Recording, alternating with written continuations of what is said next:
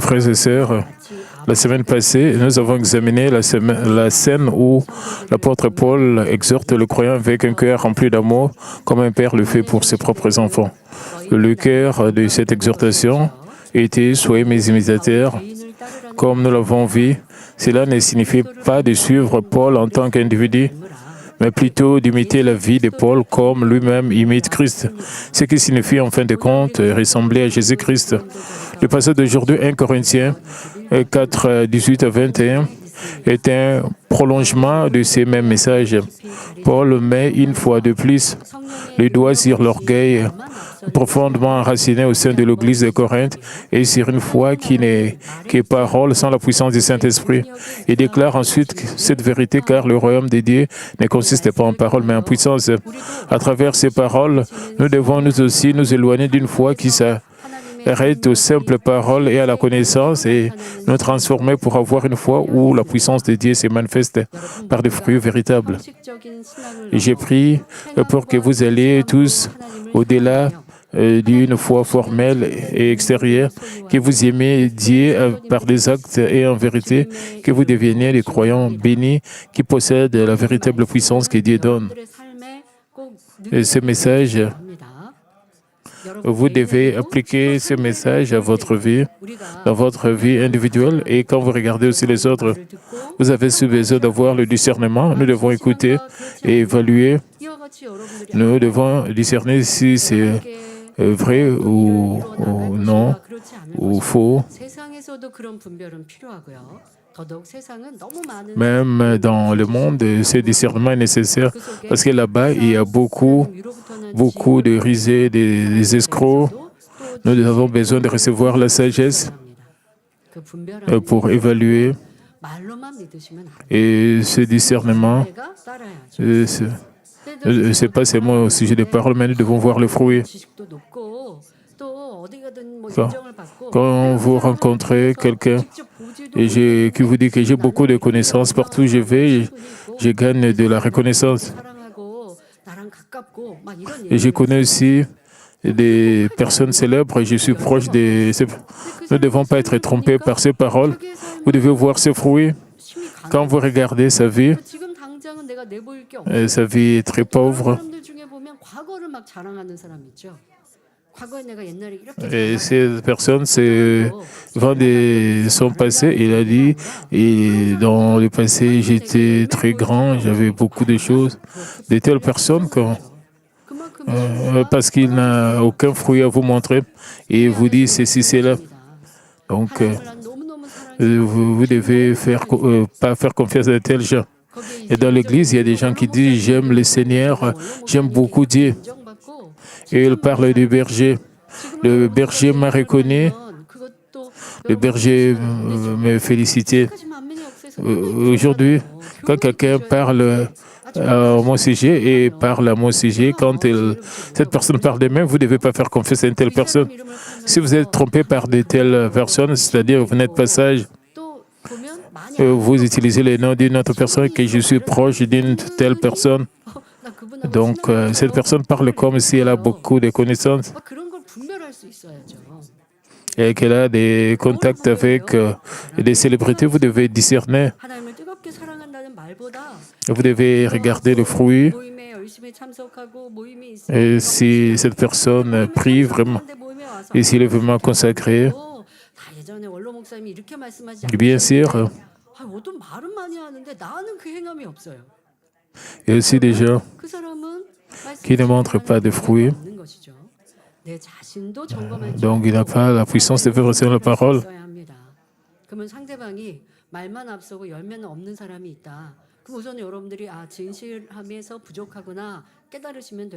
Vous devez voir les personnes. C'est là aussi. Et cette personne, c'est une personne mensongère. Et donc, vous ne devez pas dire cela, même si cette personne a beaucoup de paroles. Sans fruit, vous devez l'aider plutôt, comprendre cette personne. Au lieu de l'ignorer, vous devez l'encourager et donner quelques devoirs avec C'est pour cela que vous avez besoin du discernement. 1 Corinthiens 4, 18 dit, quelques-uns se sont enflés d'orgueil comme si je ne devais pas aller chez vous. L'apôtre Paul fut d'abord envoyé par l'Église d'Antioche pour commencer ce voyage missionnaire. Au cours de ce voyage, il demeura à Corinthe pendant 1 an et 6 mois, y implantant l'Église et des personnes et dispensa son enseignement. Par la suite, il parcourut diverses régions, retourna à Antioche et écrit plus tard cette lettre à l'église de Corinthe alors qu'il exerçait son ministère à Éphèse. Entre-temps, certains membres de l'église de Corinthe devinrent orgueilleux, agissant comme si l'apôtre Paul ne devait jamais revenir à Corinthe. Cela ne signifie pas qu'ils croyaient véritablement que Paul ne reviendrait pas, mais plutôt qu'ils agissaient comme s'il ne reviendrait jamais. En d'autres termes, par leurs actions, il semble qu'ils ont perdu le respect de l'autorité, ils sont devenus orgueilleux, agissant comme s'ils n'avaient des comptes à rendre à personne. Et de tels comportements ont été montrés pendant les épreuves, même quand le berger était arrêté. Certains disaient, quand le berger reviendra, parce que la situation était très compliquée, très frustrée. Les gens étaient très frustrés.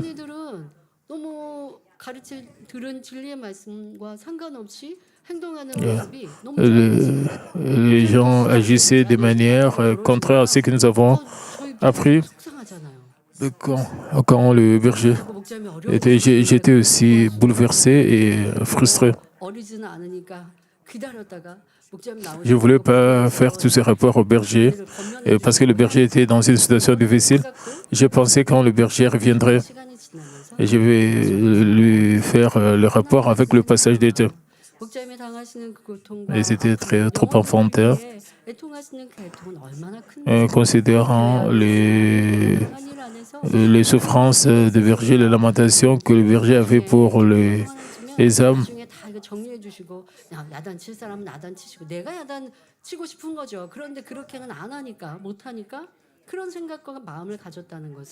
Je pensais que le berger allait reprocher certains individus. Je me suis repenti d'un tel cœur vers j'étais insensé. Au lieu de penser au berger à l'église, j'ai parlé seulement au sujet des inconvénients que traversé, j'ai pensé à toutes ces pensées et j'ai essayé d'avoir un plus grand cœur. Et je me suis demandé quel berger ressentirait dans une telle situation. Et le berger voudrait que cette personne soit transformée. Et j'ai découvert le cœur étroit. Et dans l'Église, nous avons écouté le message pendant 40 ans à peu près. Quand nous sommes passés par des difficultés, les gens ont oublié la parole de Dieu, ils ont oublié les enseignements, ils ont agi d'une manière contraire à ce que nous avons appris. Ils ont essayé de faire comme leur semblait. Nous étions confus. Nous n'étions pas comme cela quand le berger était avec nous. J'avais aussi de même pensée. Ces gens agissaient comme si le berger ne reviendrait jamais. Alors nous devons examiner nos cœurs. Nous devons nous examiner nous-mêmes. Nous devons aussi apprendre la vérité. Combien nous avons accompli la parole que nous avons entendue avec le passage du temps. Et je me suis réalisé, j'ai eu un moment de repentance. C'était comme le membre de l'église de Corinthe. Je pense que vous allez aussi appliquer cela à vous-même. Frères et sœurs, c'est là un point crucial que chacun doit graver dans son cœur. L'orgueil ne surgit pas tout à coup. À notre ainsi, il grandit peu à peu et prend de profondes racines dans nos cœurs. Une fois que ces racines sont devenues profondes, il finit par se manifester de manière assez évidente pour être remarqué par les autres. Pourtant, même lorsqu'il atteint ces stades, nous ne le reconnaissons pas nous-mêmes. 아니면 나보다 높은 사람이 없거나 이런 상황이 될 때에 내 안에 눌러 있었던 자라났던 교만함이 하루아침에 터져버리면 큰 교만함으로 드러나더라고요. Et dans certaines situations, 항상 경계해야 합니다. nous devons être toujours vigilants au sujet de nous-mêmes. Donc pourtant, même lorsqu'il a atteint ces stades, nous ne le reconnaissons pas nous-mêmes. C'est là la nature terrifiante de l'orgueil. C'est pourquoi nous devons toujours nous examiner, nous éprouver la lumière de la parole de Dieu. Nous ne devons pas manquer du respect dû à l'autorité. Il n'est pas juste non plus de juger de toutes choses par nous-mêmes et d'agir entièrement de notre propre chef. Dans le texte qui suit, nous pouvons voir le cœur profondément affligé de l'apôtre Paul, alors que tous les croyants de Corinthe étaient devenus orgueilleux, faisant obstacle à l'œuvre de Dieu et obscurissaient sa gloire. Il dit dans 1 Corinthiens 4, 19, « Mais j'irai bientôt chez vous, si c'est la volonté du Seigneur, et je connaîtrai non les paroles, mais la puissance de ceux qui se sont enflés. » Paul aurait voulu se hâter de se rendre près d'eux immédiatement et briser leur orgueil. Cependant, il souligne qu'il ne peut se déplacer que si le Seigneur le permet. Comme Paul exerçait son ministère à Éphèse, à cette époque, visiter Corinthe n'était pas chose facile, tant en termes de temps que de distance. Avant tout, l'apôtre Paul savait, par ses nombreuses expériences, qu'il ne pouvait rien faire selon sa propre volonté, à moins que le Seigneur ne le permît.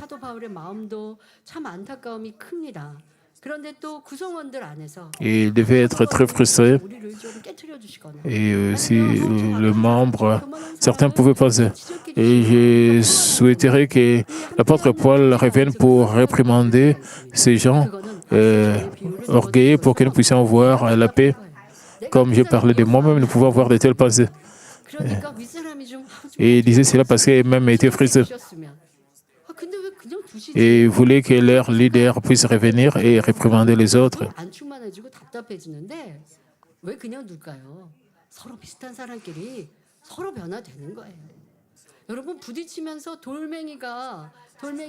Quand nous avons des conflits avec les autres, quand nous nous frottons avec les autres comme des pierres, comme des cailloux, quand ils se frottent,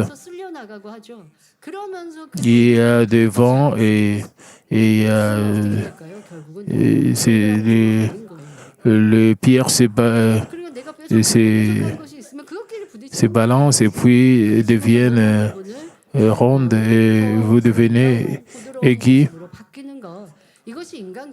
Vous devez devenir rond. C'est ça le point de la culture humaine. Vous pouvez penser.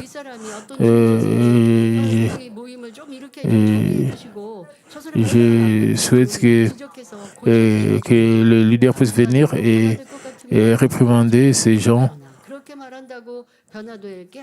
Même si cela arrive, ces gens ne changent pas. Alors ces gens sont trop frustrés parce qu'ils ont leur ego, parce qu'ils ont des ressentiments vers les autres. C'est aussi de l'arrogance. Et l'apôtre Paul avait l'amour pour l'église de Corinthe. Il y avait des mauvais comportements, des contre-vérités dans l'église et il ne voulait pas faire des choses de lui-même. Il a d'abord réalisé la volonté de Dieu. Il a écrit une lettre pour que ces membres de l'église de Corinthe puissent changer. L'apôtre Paul ne faisait pas des choses comme cela lui semblait beau. Vous devez aussi examiner si vous faites des choses comme cela bon vous semble. Dans Actes 16, 6 à 10, lorsque Paul tentait de se rendre en Asie pour y annoncer l'évangile, le Saint-Esprit l'en empêcha. Lorsqu'un Macédonien apparit à Paul dans une vision, le suppliant, passe en Macédoine, secours-nous. Paul fut convaincu que cet appel était la volonté de Dieu et tourna ses pas vers l'Europe. De cette même manière, l'apôtre Paul ne savait que la volonté de Dieu, c'est ça l'homme de Dieu. Il ne faisait pas les choses selon sa propre volonté. Il ne faisait pas les choses selon ses propres émotions. Il priait, il recherchait la volonté de Dieu. Vous priez pour réaliser la volonté de Dieu. 내가 그 사람에게 말해줘야 그래야 그 사람이 깨닫죠. 그래야 변화되죠. 말해줘서 깨달을 Vous pouvez 사람은 penser. 말씀을 들으면서도 깨달을걸요. 근데 말을 해줘서 감정 상하고 충만함을 잃기 때문에 화평이 깨지잖아요.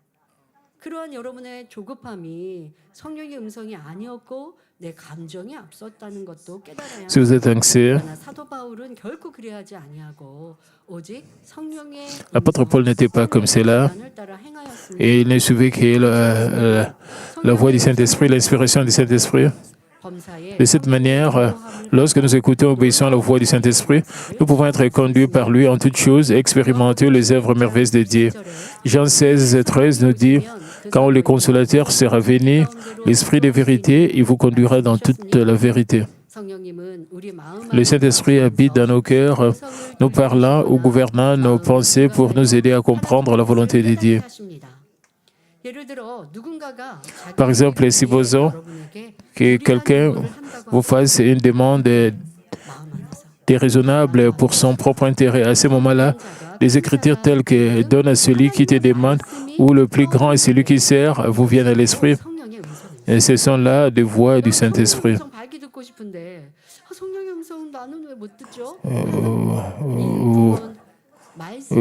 Peut-être vous vous demandez pourquoi je n'écoute pas clairement la voix du Saint-Esprit. Il y a des moments où des pensées viennent à votre tête. Le message que vous avez écouté pendant le culte du dimanche matin.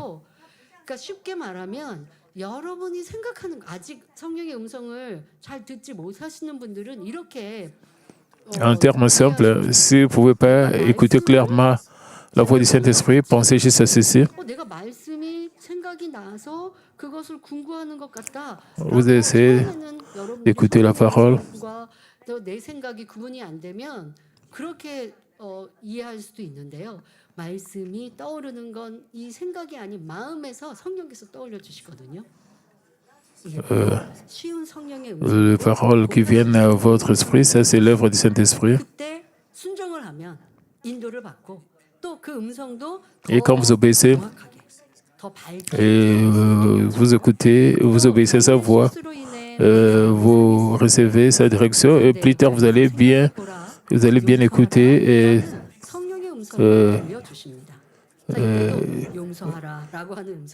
sa direction encore davantage. De même, lorsque votre cœur est blessé par la faute d'autrui, le Saint-Esprit vous parle en disant pense de leur point de vue ou pardonne-leur. Et ceux qui obéissent à cette voix peuvent promptement rejeter le péché, recevoir une direction selon la volonté de Dieu, même dans les affaires triviales, et mener une vie prospère. Frères et sœurs, quiconque est enfant de Dieu doit être capable d'entendre la voix du Saint-Esprit. Plus nous rejetons la contre-vérité, cultivons nos cœurs dans la vérité, plus nous pouvons entendre clairement la voix du Saint-Esprit. Et si nous entendons sa voix, mais que nous faisons passer nos propres pensées, théories, expériences en premier, Dieu nous fera obstacle et ce que nous faisons ne pourra réussir.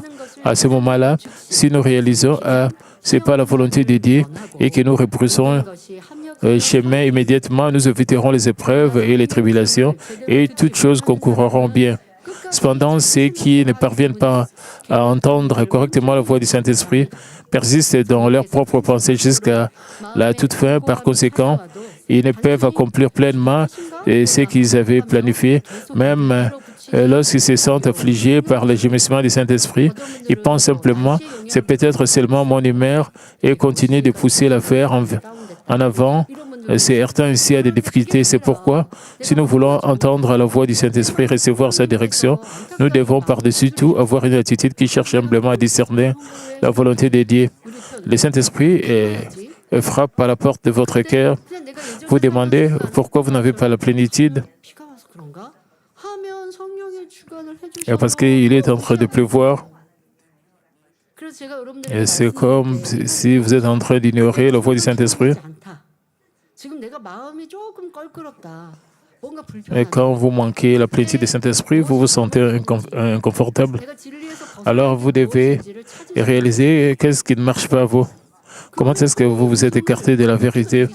Alors le Saint-Esprit, 그런데 일상적으로 ce serait facile pour vous d'écouter la voix du Saint-Esprit. 뭐 상사가 이렇게 나를 무시하는 Et si vous pensez juste, 나쁠 수밖에 없지. je ne me sens pas seulement pas bien, parce que quelque chose est lié dans mon lieu de travail. 음성으로 Et c'est naturel que je ne me sens pas très bien. 그냥 무시해 버리는 거죠.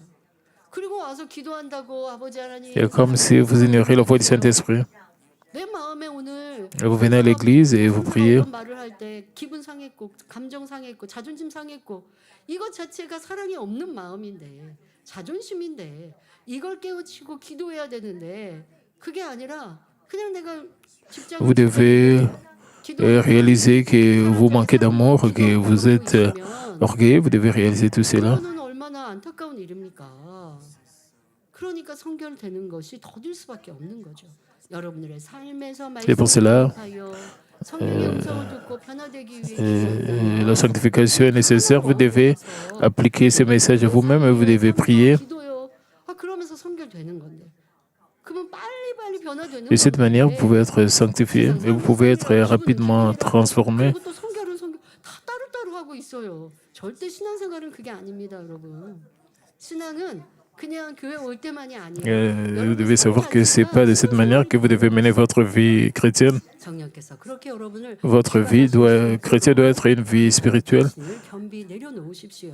Le Saint-Esprit doit vous aider. 음성을 듣고 인도함을 받으려면 무엇보다 겸비하게 하나님의 뜻을 분별하려는 자세가 되어야 합니다. 만일 C'est pourquoi si nous voulons entendre la voix du Saint-Esprit et recevoir cette direction, nous devons par-dessus tout avoir une attitude qui cherche humblement à discerner la volonté de Dieu. Si nous faisons passer nos propres pensées en premier ou si nous nous focalisons sur les conditions réalistes et en disant des choses comme « je préfère cette voie » ou « c'est pratiquement difficile », nous ne pouvons pas entendre avec précision la voix du Saint-Esprit. Lorsque nous prions avec un cœur prêt à obéir inconditionnellement, si telle est la volonté de Dieu, avec la foi que Dieu accomplira, même si ce qui semble réalistiquement impossible, nous pouvons entendre avec précision la voix du Saint-Esprit et être conduits. 제가 학예 수련회가 이제 3주 앞으로 있는데 내일부터는 작정 다녀요. Quand j'implique mes pensées, je ne peux pas être guidé par le Saint-Esprit. Je ne dois pas impliquer mes pensées charnelles. À partir de demain, je vais diriger la prière spéciale de Daniel pour la préparation de la retraite d'été. Je mets beaucoup d'énergie le dimanche et que le lundi, je suis fatigué parce que j'ai beaucoup de choses à faire le dimanche physiquement. Le lundi, et je me sens un peu fatigué. J'essaie un peu de faire des exercices à partir du lundi, demain. Donc, je vais diriger la prière spéciale de Daniel. Et hier, nous avions la répétition pour la retraite d'été.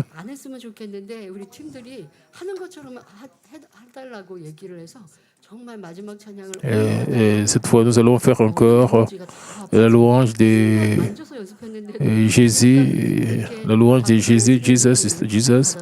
J'ai mis beaucoup d'énergie pour cette répétition. Par la grâce de Dieu, j'ai recouvré rapidement pendant le repas.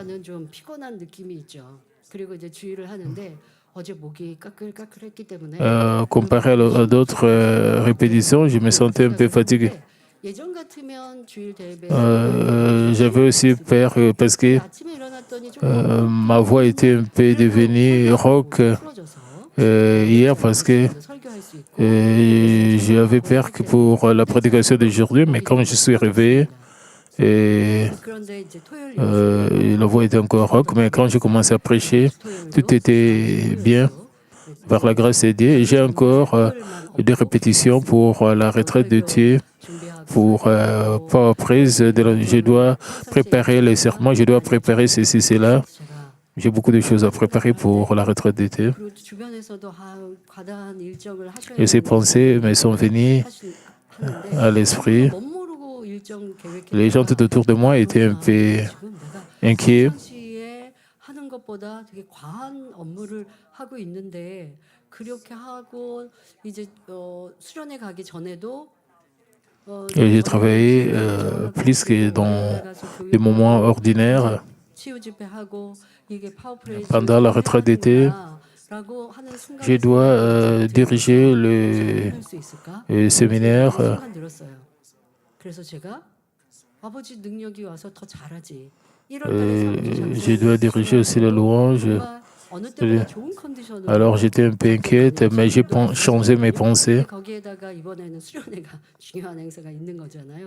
그러나 아버지 Et avec la retraite d'été, 내가 이 3주를 마치고 수련회를 마치고 나면 영적으로나 육적으로나 avec la grâce de Dieu sur moi, je peux avoir plus de force, plus de puissance, et spirituellement, physiquement, j'aurai plus d'énergie. 할수 있을까 하는 게 아니라 아버지 능력 주시면 넉넉히 그 능력을 Au 받아서 lieu de m'inquiéter que je ne peux pas le faire, 또 수련회 충만하게 하나님의 큰 j'étais convaincu que par la grâce de Dieu, tout est possible. 것도 모든 것도 한 차원 더 높아지겠지. Je pensais si j'ai glorifié beaucoup Dieu 당신의 생각을 à travers la retraite d'été, 믿음을 갖는 mon niveau de puissance aussi va aussi augmenter. 마시고 Et si je dépends des hommes, 고백을 이루시기 ou dépend de mes pensées, ou obéir, ou dépendre de la voix du Saint-Esprit, il y a une grande différence. 않으면 De plus, nous devons réaliser que même si nous entendons la voix et recevons son inspiration, nous ne pouvons être conduits à moins d'obéir.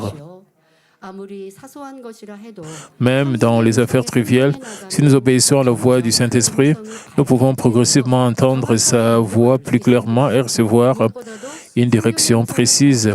Par-dessus tout, le secret pour entendre clairement la voix du Saint-Esprit est d'obtenir un cœur saint. Lorsque nous devenons des enfants sanctifiés, ressemblant à Dieu le Père, notre cœur et notre volonté deviennent un avec Dieu et nous pouvons naturellement entendre clairement la voix du Saint-Esprit et être conduits. Et c'est pourquoi j'ai pris que vous obteniez promptement un cœur sanctifié, que vous deveniez de véritables enfants de Dieu qui communiquent clairement avec le Saint-Esprit, comme je l'ai confessé quand j'avais des pensées charnelles. Oh, le programme est très chargé, je ne peux pas faire descendre la puissance de Dieu quand j'ai chassé ces pensées charnelles et je suis devenu confiante que je peux faire mon travail, je peux devenir encore plus fort, je peux avoir plus de puissance si je dépends de Dieu. En faisant une telle confession et en faisant mon travail avec joie, Dieu le Père me bénit même dans la même situation. La différence, 근데 힘들게 아유 내가 더 많은 일정을 하니까 몸이 피곤하지 육체적으로 피곤한데 피곤한 걸 계속 받아들여요. 인정해요. 그러면 피곤하죠. 그러나 아니야. 내가 잠깐 피곤해도 잠깐 쉬면 하나님께서 힘 주셔서 더 잘하게 하실 거야. 또 그렇게 능력 주세요라고 기도해 가고 준비하면 이것이 바로 quand vous demandez la puissance de Dieu, 하나님의 능력이 내 c'est comme un acte d'obéissance. Alors la puissance de Dieu va devenir votre. J'espère que 사도 바울은 vous ne devez pas avoir des pensées charnelles, mais dépendre complètement du Saint-Esprit. L'apôtre Paul a dit, même si j'irai bientôt chez vous, si c'est la volonté du Seigneur, et je connaîtrai non le parole de ceux qui se sont enflés d'orgueil, mais leur puissance. Le mot puissance utilisé ici a une signification différente de la puissance mentionnée au verset suivant, le verset 20, de sorte que nous devons comprendre correctement. Lorsque Paul dit qu'il connaîtra leur puissance, cela signifie qu'il connaîtra leurs œuvres et leur sincérité. S'il devait juger de leurs paroles, cela mènerait à des disputes et à des débats sur le vrai et le faux. 그러면 상대는 뭐라고 그럴까요? 변명하고 이유대고 자기 입장을 얘기하죠. 결국 시시비비를 하게 될 것이고 변론만 하고 말 것입니다. 그러나 그러니 말을 알아볼 것이 아니라 하시는 거예요. Ainsi, il veut dire qu'il discernait s'ils mettent sincèrement en pratique la parole de Dieu. De la même manière, il y a des croyants qui aiment évaluer et critiquer les autres sur la base de la connaissance qu'ils ont entendue, alors qu'eux-mêmes ne vivent pas selon la parole et ne circoncisent pas leur cœur. Et ces personnes n'ont aucune force morale pour mettre la parole en pratique. À cet égard, 2 Timothée 3, 5 déclare « Ayant l'apparence de la piété, mais régnant ceux qui ont fait la force, éloigne-toi de ces hommes-là. »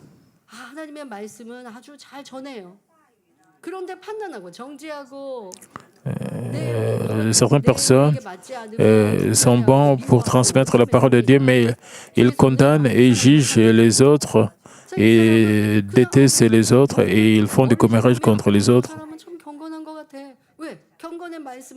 Mais de l'extérieur, ils semblent très saints parce qu'ils sont bons, ils savent parler très bien des choses de Dieu. Mais quand vous venez, vous les approchez dans leur vie, donc ils ne mènent pas une vie de piété. Donc la Bible dit, éloigne-toi de ces hommes-là.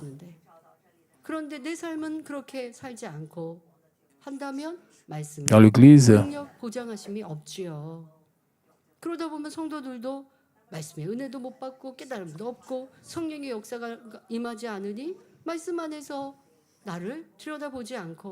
그러니 그냥 수박 겉핥기식의 신앙생활을 할 수밖에 없습니다.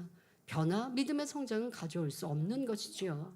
성도 여러분, 우리가 하나님 말씀대로 살아가기 위해서는 frères et sœurs, afin que nous puissions vivre sur la parole, nous devons sérieusement nous appuyer sur la puissance de Dieu, en plus de nos propres efforts. Rappelez-vous l'époque où vous avez accepté le Seigneur pour la première fois et reçu la grâce après avoir reçu le Saint-Esprit. Lorsque vous avez appris et compris la parole de Dieu, vous avez pris la résolution suivante. Désormais, je vivrai selon la parole. Cependant, c'était là qu'une pensée, en réalité, vous avez manqué à maintes reprises de vivre selon la parole. C'est parce que, bien que votre esprit soit disposé, vous manquez de force pour mettre la parole en pratique. Dès lors, comment pouvons-nous obtenir cette force? Le secret est de prier sans cesse.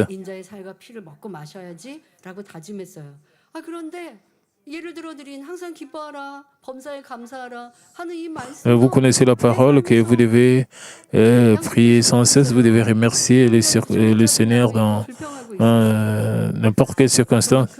Il y a des gens, et vous devez vous réjouir, mais d'autres personnes montrent encore de l'irritation, c'est-à-dire qu'ils n'ont pas la force de pratiquer la parole de Dieu. Donc, dès lors, comment pouvons-nous obtenir cette force? Le secret est de prier sans cesse. Lorsqu'il y a un tel effort, avec l'aide du Saint-Esprit, la grâce et la force d'en haut viendront sur vous, vous rendant capable de garder et de mettre en pratique les paroles de la vérité, in à in. Si vous priez sans cesse, vous allez recevoir la force de vivre selon la parole de Dieu.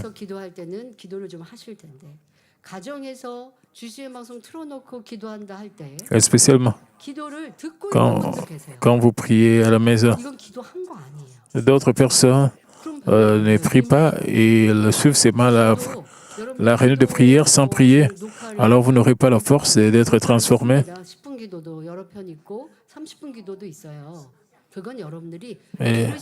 J'ai filmé des prières de 10 minutes, des prières de 30 minutes. Ce n'est pas pour que vous entendez cela. À travers cela, vous devez apprendre comment prier pour vous-même, comment prier pour être transformé. C'est juste un exemple. Mais vous écoutez ces mains une fois. Vous fermez et vous priez vous-même. Au lieu seulement d'écouter la prière, vous devez prier vous-même. Vous devez offrir votre propre prière. Ça, c'est juste un exemple. Quand je prie pendant la prière des dernières, 내 기도를 하니까 무슨 기도를 하시는지 몰라요. Et je ne reconnais pas 마찬가지였고요. le parole de prière de la personne qui dirige la prière, parce que je me concentre sur la prière. C'était la même chose quand Madame Lebongnim dirigeait la prière, parce que je mets mon cœur dans ma prière. Je ne suis même pas la prière de celui qui dirige la prière. Et pendant la prière de Daniel, quand je prie avec le micro, 이렇게 기도하세요라고 알려드리는 기도 아니에요. 이미 일꾼들은 다 아시는 거죠. 그리고 만약에 나는 ouvrier de l'église, vous savez déjà comment prier. 도리어 여러분들이 내 기도하고 나중에 녹화되어 있는 거를 들으면서 아 이런 기도도 내가 더 추가해서 해야겠다. 이렇게 하면 그 다음은 인도자의 기도를 들으려고 하지 말고 여러분 기도를 하셔야 돼요. Vous devez offrir votre propre prière. 변화의 능력. Au lieu d'écouter la prière du leader, juste regarder la prière ou écouter la prière, non, c'est pas comme cela, vous devez prier.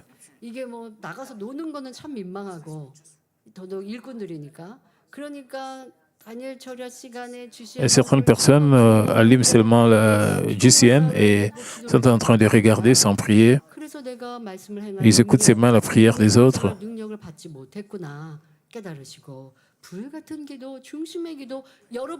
Vous devez prier avec ferveur, vous devez prier du fond de votre cœur, vous devez offrir vos propres prières. Au lieu juste de regarder, alors vous pouvez recevoir la force de pratiquer la parole.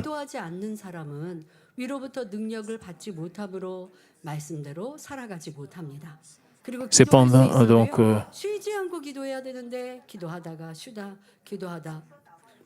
vous devez prier sans cesse. Donc, cependant, ceux qui ne prient pas, même s'ils sont chrétiens depuis longtemps, ne peuvent recevoir la force d'en haut et manquent ainsi de vivre sur la parole. Par conséquent, gardez à l'esprit que nous devons prier sans cesse si nous voulons garder et mettre en pratique la parole et mener une vie bénie. Nous ne devons pas prier uniquement lorsque nous sommes remplis de l'esprit et cesser de prier lorsque cette plénitude s'estompe. Au contraire, tout comme Jésus priait par habitude, nous devons aussi nous faire une habitude de toujours prier de tout notre cœur. De plus, nous devons satisfaire à la mesure de prière que le Saint-Esprit conduit chacun de nous à offrir selon sa mesure de foi. À mesure que nous augmentons progressivement la quantité de prières par une telle obéissance, nous viendrons à atteindre une communion plus profonde avec Dieu. Par conséquent, nous recevrons la bénédiction de la prospérité de notre âme et nous serons fortifiés pour vivre selon la parole. Le passage suivant, 1 Corinthiens 4, 20 déclare « Car le royaume de Dieu ne consiste pas en parole, mais en puissance. » La puissance mentionnée ici appartient à une dimension plus élevée que la puissance que l'on trouve au verset 19, puisqu'il est dit que le royaume de Dieu ne consiste pas en parole, mais en puissance. Nous devons bien comprendre ces messages et bâtir le royaume de Dieu de manière efficace. Aujourd'hui, la parole est proclamée dans d'innombrables églises et des circuits à travers tant de livres et de médias. La parole se déverse comme un déluge. Cependant, quelle que soit la richesse de la connaissance biblique d'une personne est aussi excellente qu'il puisse être l'explication, sa puissance, elle ne peut être contribuée au réveil de l'Église ni à la transformation des âmes. Les apôtres de l'Église primitive n'étaient pas non plus des hommes au discours éloquent. Pierre était à l'origine un pécheur et il ne se distinguait pas par ses talents d'orateur ou son instruction. Cependant, une fois qu'il réussit la puissance de Dieu, il amena 3000 personnes à la repentance par un seul sermon. L'apôtre Paul ne s'appuyait pas non plus sur l'éloquence ou la connaissance, mais uniquement sur la puissance de Dieu, qui était ainsi le base de l'évangélisation du monde au milieu des circonstances difficiles de l'Église primitive. Il en va de même pour nous aujourd'hui, parce que le royaume de Dieu consiste uniquement en puissance, peu importe la quantité de connaissances séculières et la sagesse exceptionnelle qu'une personne possède, elle ne peut sauver beaucoup d'âmes par ces choses. Les paroles ou la sagesse humaine humains ne peuvent élargir le royaume de Dieu ni triompher de l'ennemi diable et Satan. C'est pourquoi l'apôtre Paul dit dans 1 Corinthiens 2, 4, « Et ma parole et ma prédication ne reposaient pas sur le discours persuasif de la sagesse, mais sur démonstration d'esprit et de puissance. Puisqu'on comprenait ces principes spirituels, il fut capable de considérer la vaste connaissance qu'il avait acquise auprès de Gamaliel, le plus grand érudit de cette époque, comme de la boue. » 지식이 부족하여 내가 지식을 또 내 말의 능력을 Ici, 의지하지 않는다 하신 게 아니에요. 그 모든 것이 뛰어나지만 이것을 무로 여긴 것이에요. 왜? 하나님의 능력, bien qu'il était quelqu'un qui avait beaucoup de connaissances, mais il considérait tout cela comme de la boue parce qu'il a compris que la puissance de Dieu est la meilleure. Dès lors, de quel genre de puissance s'agit-il pour qu'elle puisse inculquer la foi aux hommes, sauver les âmes et élargir le royaume de Dieu? Lorsque nous recevons la force précédemment mentionnée pour garder, mettre en pratique la parole de Dieu en acte et en fruit, les fruits concomitants sont portés. Dans la mesure où nous vivons selon la parole de Dieu, nous devenons sanctifiés et le fruit de l'Esprit est progressivement porté. Lorsqu'une personne qui a abondamment porté le fruit de l'Esprit, tel que l'amour, la joie, la paix, la patience, la bonté, la bienveillance, la fidélité, la douceur et la tempérance, prie avec foi pour recevoir plus de force, Dieu lui accorde la puissance d'en haut.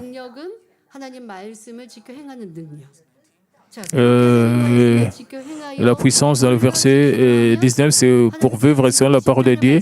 Et quand vous priez avec ferveur, dans le verset 20e, vous recevez la puissance.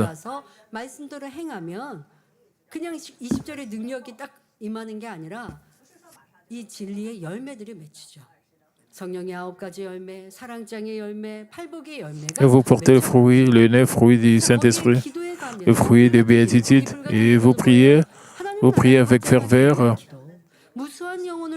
pour élargir le royaume de Dieu, pour sauver plusieurs âmes, ramener plusieurs âmes vers le Seigneur. Ce n'est pas seulement la prière aussi de vous-même, c'est pour le royaume de Dieu. Quand de telles prières sont accumulées, 자, 구체적으로는 말씀의 권세이며 기사와 표적이 따르는 권능입니다. 하나님께서 주시는 말씀의 권세를 받으면 비록 et cette puissance se caractérise par l'autorité de la parole et par la manifestation des signes et des prodiges. Lorsque vous recevez l'autorité de la parole donnée par Dieu, même si vous manquez d'éloquence, les paroles sortant de vos lèvres perceront et diviseront l'âme et l'esprit, et jointiront la moelle et transformeront les cœurs. De plus, elles peuvent inculquer la foi et aider les hommes à vivre selon la parole de Dieu. Cependant, quelle que soit votre connaissance de la parole, si vous la prêchez sans les actes qui l'accompagnent, ce n'est qu'un transfert de connaissances et cela ne peut transformer autrui. C'est juste un transfert de connaissances. Vous ne pouvez pas transformer l'autre personne parce que vous-même, vous ne vivez pas sur la parole de Dieu, alors le Saint-Esprit ne peut aider.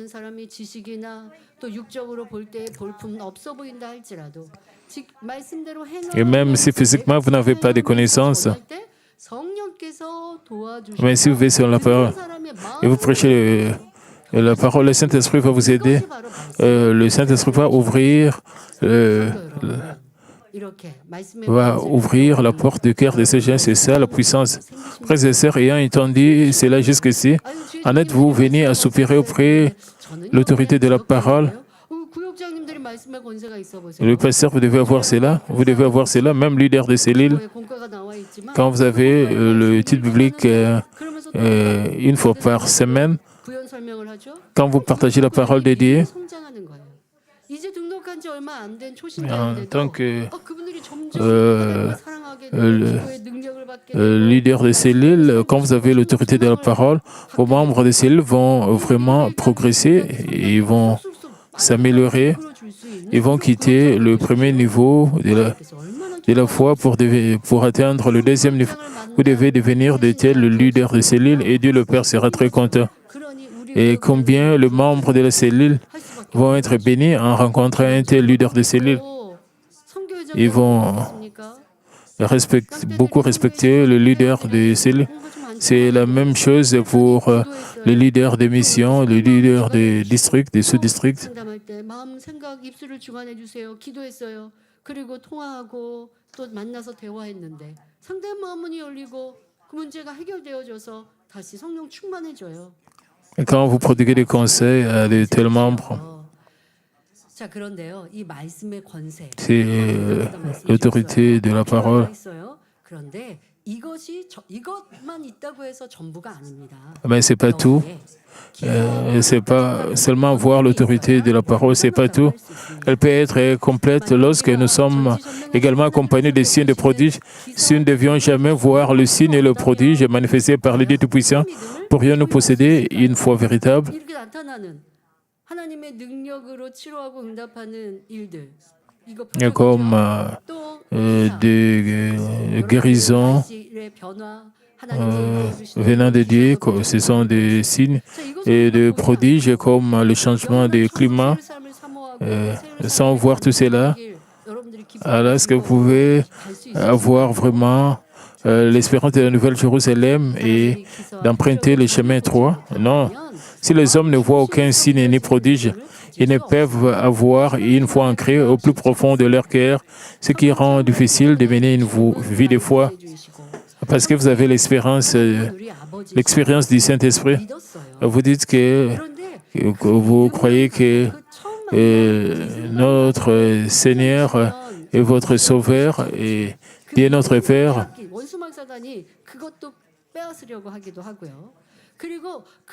Si vous avez la foi juste comme croyant, le diable va essayer de vous enlever cela. Alors, ce sera très difficile pour vous que cela soit maintenu pendant 20 ans, 30 ans sans voir de signes et de prodiges. Beaucoup de chrétiens se souviennent de leur premier amour et disent des choses comme ils pensent à leur premier amour, ils ont des souvenirs. Ce n'est pas quelque chose qu'ils font pour le moment. Et ils se souviennent du passé. Au moins, ils ont tous ces bons souvenirs et ils maintiennent leur vie spirituelle. Mais les membres de Mamine,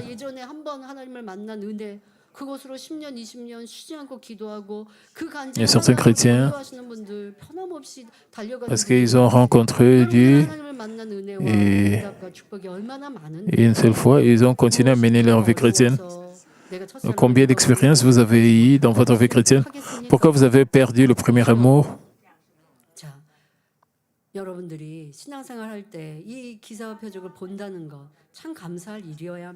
En menant votre vie chrétienne, vous devez être très reconnaissant par le fait que vous voyez des signes de prodiges. Beaucoup de chrétiens ne voient pas cela.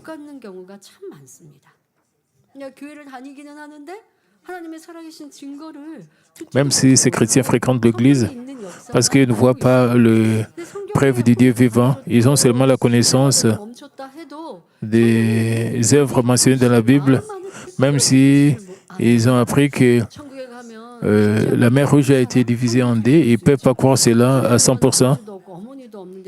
Et ils ne peuvent pas croire. Comment est-ce que nous pouvons vivre éternellement, même s'ils veulent croire? Ils ont des pensées charnelles, ils ne peuvent pas croire.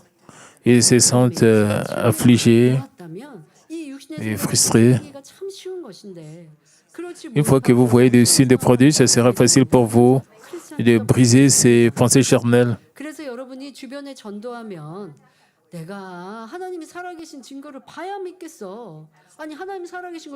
C'est pour cela, quand vous prêchez l'Évangile, ils ont beau se forcer de croire, ils se heurtent aux obstacles de Satan dans leurs pensées. C'est pourquoi, lorsque vous prêchez l'Évangile à ceux qui vous entourent, ils disent souvent « Je dois voir la preuve que Dieu est vivant, je dois en faire l'expérience moi-même. » Pourquoi?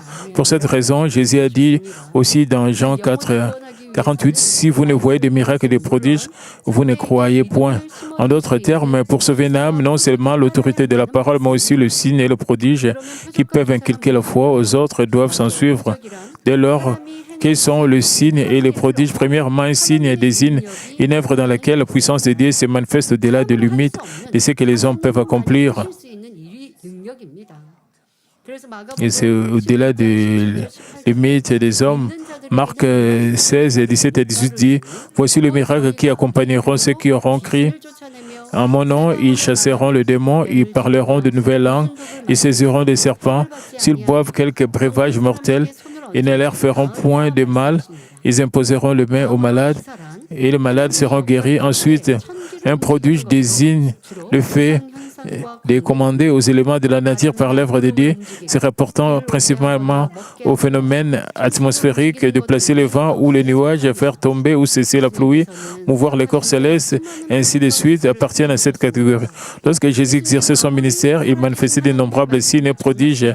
Jésus avait beau prêcher la parole du Dieu vivant, si les signes et les prodiges ne l'avaient pas accompagné, les hommes ne l'auraient pas crié. Ne l'aurait pas crié fils du Dieu Tout-Puissant, parce que le signe et le prodige en suivaient, et ceux qui avaient un cœur honnête ouvraient leur cœur et croyaient en Jésus comme le Fils de Dieu. Cependant, ceux qui avaient le cœur endurci ne pouvaient toujours pas croire, même après avoir vu le signe et le prodige. Et ils calomniaient Jésus et finirent par le crucifier. Il en va de même aujourd'hui, quelle que soit la valeur de la parole, s'il n'y a pas de signe ou de prodige concomitant, les hommes ne peuvent avoir la foi et il est difficile de vivre selon la parole. Lorsque des signes de prodiges visibles et de preuves que Dieu est avec nous se manifestent, les hommes croient au Dieu vivant. Avec cette foi, ils peuvent combattre et vaincre le monde et vivre selon la parole. Autrement, ils ne connaissent la parole qu'intellectuellement et les croyants semblables à de la balle ou à de la paille et qui ne font que se rendre à l'Église par habitude et se multiplieront. Les circuits dans cette génération où la science et la civilisation sont hautement avancés, le signe et le prodige sont désespérément requis plus que jamais. C'est pourquoi le Dieu d'amour a manifesté des signes de prodiges visibles à travers des personnes qu'il a trouvées dignes et a conduit d'innombrables âmes sur la voie du salut, comme il est écrit dans Hébreux 13, 8. Jésus-Christ est le même hier, aujourd'hui et éternellement. Et les signes de prodiges ne sont pas produits uniquement au temps de Jésus. Aujourd'hui encore, ils se manifestent de la même manière à travers des personnes qui possèdent une foi parfaite. Les membres de Mamine ont été témoins d'innombrables œuvres de puissance tout au long de 44 ans d'histoire de Mamine. C'est pourquoi vous pouvez prêcher l'évangile, porter des fruits, même au milieu de la persécution. Lorsque les signes et les prodiges sont manifestés au nom de Jésus-Christ, ceux qui ont le cœur honnête, qui ont le cœur bon, ouvrent leur cœur et acceptent Jésus comme leur sauveur. Cependant, tant au temps de Jésus qu'aujourd'hui, il y a des personnes qui condamnent ces signes et ces prodiges comme étant mauvais. Vous ne devez pas être stressé par ces paroles. Même à l'époque de Jésus, même nos ancêtres de la foi, et ils ont rencontré de tels problèmes, de telles persécutions. Examinons dès lors à travers la Bible pourquoi les signes et les prodiges sont nécessaires pour la prédication de l'Évangile. Dans Actes 5, 12 à 13, il est dit « Beaucoup de miracles, des prodiges se faisaient au milieu du peuple par le main des apôtres. Ils se tenaient tous ensemble au portique de Salomon et aucun des autres n'osait se joindre à eux, mais le peuple les louait hautement. Le nombre de ceux qui croyaient au Seigneur, hommes et femmes, s'augmentait de plus en plus. Comme des signes et des prodiges les accompagnaient, le peuple louait leur engagement, le nombre de croyants augmentait de jour en jour et il devenait uni. De plus, dans Actes 4, 29 à 30, se trouve une scène où les disciples de Jésus se rassemblent et élèvent la voix vers Dieu en prière. d'un commun accord. Pourquoi priait-il à ce moment-là? Il priait en disant, et maintenant, Seigneur, vois leur menace et donne à tes serviteurs d'annoncer ta parole avec une pleine assurance en étendant ta main pour qu'il se fasse des guérisons, des miracles, des prodiges par le nom de ton saint serviteur Jésus. Parce que le signe et le prodige sont essentiels pour la prédication de l'Évangile. Le disciple de Jésus le réclamait à Dieu. Dans Acte plutôt 6, Acte 6, verset 8, rapporte également que le Dieu chrétien opérait de grands prodiges et miracles parmi le peuple, amenant ainsi un grand nombre de personnes à la fois. De plus, Acte 8, 6 déclare le foule tout entière était attentive à ce que disait Philippe lorsqu'elles apprirent et virent les miracles qu'il faisait. Il y avait des signes qui accompagnaient tous ces diacres. Quand ils disaient Jésus est le Sauveur, ils suivaient. Et le verset 12 et 13 disent, mais quand ils écrirent à Philippe et qui leur annonçait la bonne nouvelle du royaume de Dieu et du nom de Jésus-Christ, hommes et femmes se firent baptiser. Et Simon lui-même crie, et après avoir été baptisé, il ne quittait plus Philippe et voyait avec étonnement le miracle et le grand prodige qui s'opérait.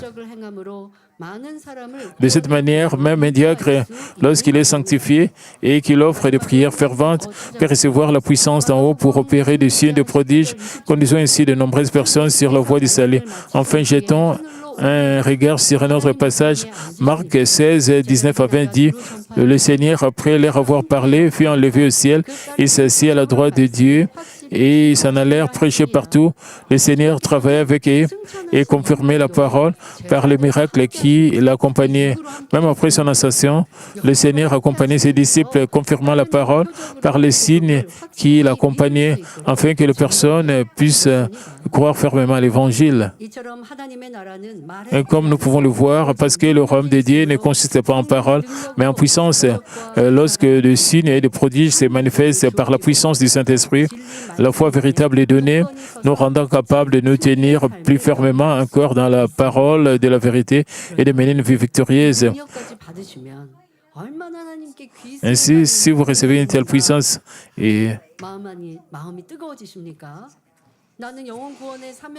comment est-ce que vous pouvez devenir un tel ouvrier capable d'être utilisé par le Seigneur, pas seulement en sauvant les âmes, et cela peut s'appliquer pour la louange, pour le volontaire, même pour l'interprétation. Si vous interprétez avec vos propres efforts, comparez entre l'interprétation avec vos propres et interprétation avec le Saint-Esprit. Et interpréter, elle ne vient pas de votre tête, cela ne vient que de vos lèvres par la force du Saint-Esprit, par la puissance du Saint-Esprit. Vous pouvez interpréter avec l'inspiration du Saint-Esprit. Vous vous sentez satisfait avec votre interprétation quand vous faites cela avec l'aide du Saint-Esprit.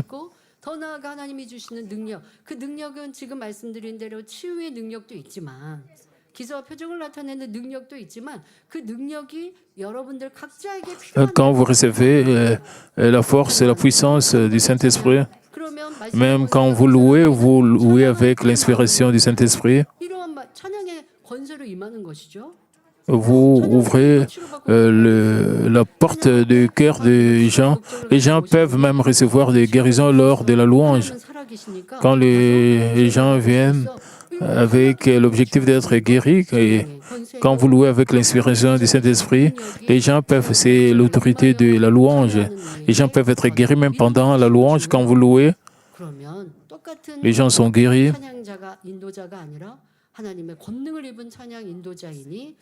Et vous n'êtes plus le même leader de louange. Vous êtes le leader de louange avec la puissance de Dieu. Vous aurez des fruits différents. Et c'est de cette manière que nous devons diriger le ministère de Dieu, pas seulement des pasteurs, tous les ouvriers de l'Église. Vous devez faire votre travail avec la puissance de Dieu. Ce ne sont pas vos efforts physiques.